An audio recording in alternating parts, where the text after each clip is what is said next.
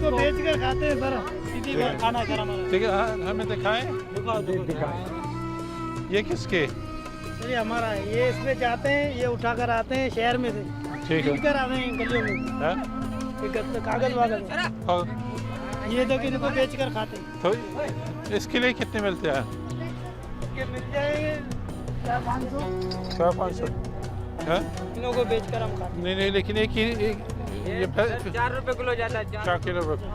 ठीक है, आप खुद शहर में जमा करने जाते हैं? शहर में खुद उठा के ले आते हैं, किसी पे उस पे जाते हैं ना, उधर से उठा के ले आते हैं। तो सर कोई काम धंधा है नहीं, क्या करेगा? तो पहले बनने का काम नहीं करते थे? पहले करते थे, बनने का काम कर करके तंग आ गए, जमीन उसमें खर्चा पूरा नहीं होता, क्या करें? बेचने नहीं दे रहे हम, मगर हमारे को माहौल खराब है, तो बच्चे बीमार होते हैं। बीमार होते हैं उसको क्या करें? यही तो गरीबत है, बीमारी की तो गरीबत है सर। वो ही दादा हमारा कोई क्या करें? तो ये कितने बच्चे स्कूल जाते हैं? इम्तिहान होते हैं? इम्तिहान नहीं होते, ये जिंदगी भर ऐसे ही रहते। लड़कियाँ जाते हैं सिर्फ लड़के? सिर्फ लड़के, लड़कियाँ नहीं जाते? क्यों? ठीक है। Does slavery still exist in the 21st century?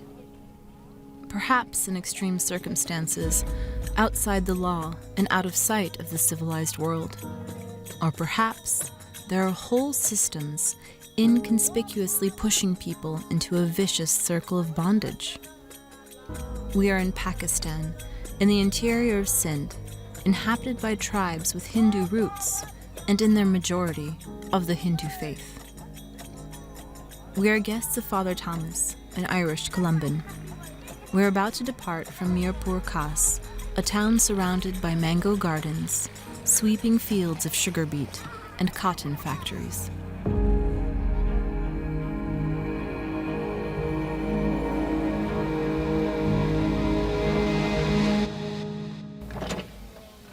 ठीक था? जय प्रभु। ठीक से?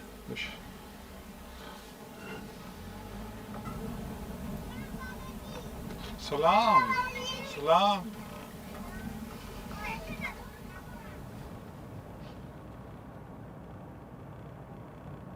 We're going to a village called Bethlehem, which is a newly established village after the flooding. So the land was bought, plot was given to each family, foundations were made for the house, and then they built the rest themselves gradually.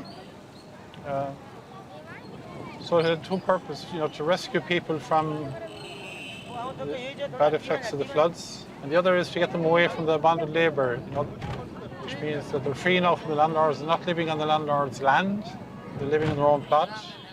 There's cotton factories nearby, they're not too far from the city, where they can go and find daily work. So it's a step, towards some kind of liberation, some kind of freedom from debt and from dependence on the landlord.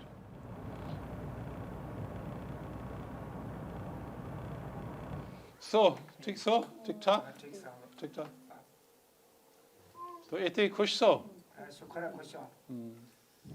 कपास वाला? So they're working in the cotton factory nearby. Diary कितनी है? 400. That's around $3 a day. So all these go to the village school here. किधर जाना? 6 में आ जाएंगे। ये just कौन से स्कूल जाएंगे फिर? Sir Michael. Sir Michael.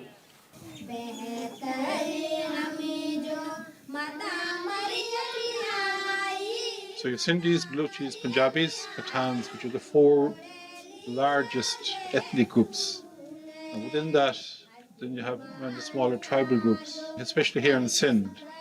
There's the Parka Colis, the Kutchi Colis, the Mawari Beals, Sindhi Beals, Darthi, and many other groups who historically would have been from the low caste Hindu background. But the thing they have in common is that in the traditional caste system that has existed in India for 5,000 years, that would have been among the lower caste, what's called non-scheduled caste. TikTok, Kush.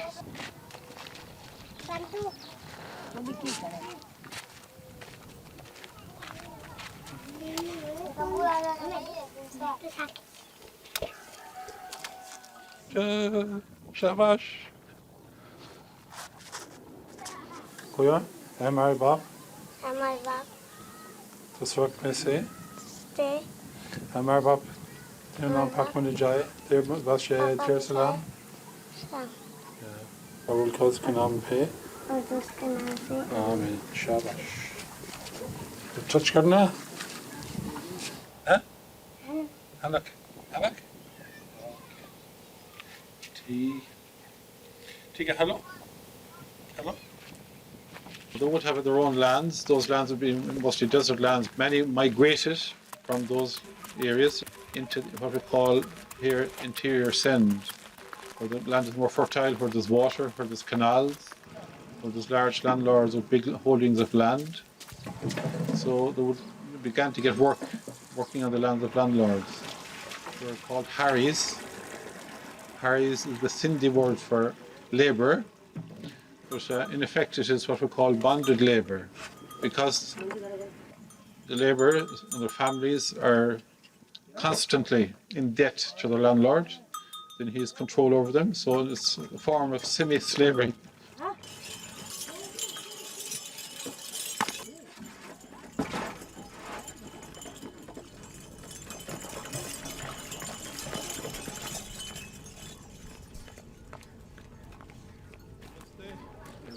Roam.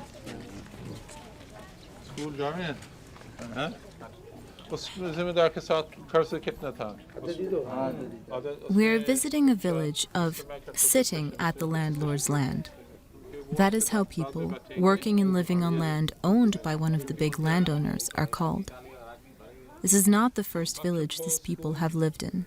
Floods completely destroyed their crops in 2011, and having fallen into debt with the previous, as they recount, dishonest owner, they were forced to sell practically all their livestock. The current owner took on the debt of the extended family of over 2,000 euros, which is why they ended up here. The crops were good, mainly sugarcane and cotton, though the rains this year have once again destroyed everything. The new owner charged them with the cost of replanting, as well as tractor rental. Their debt has doubled.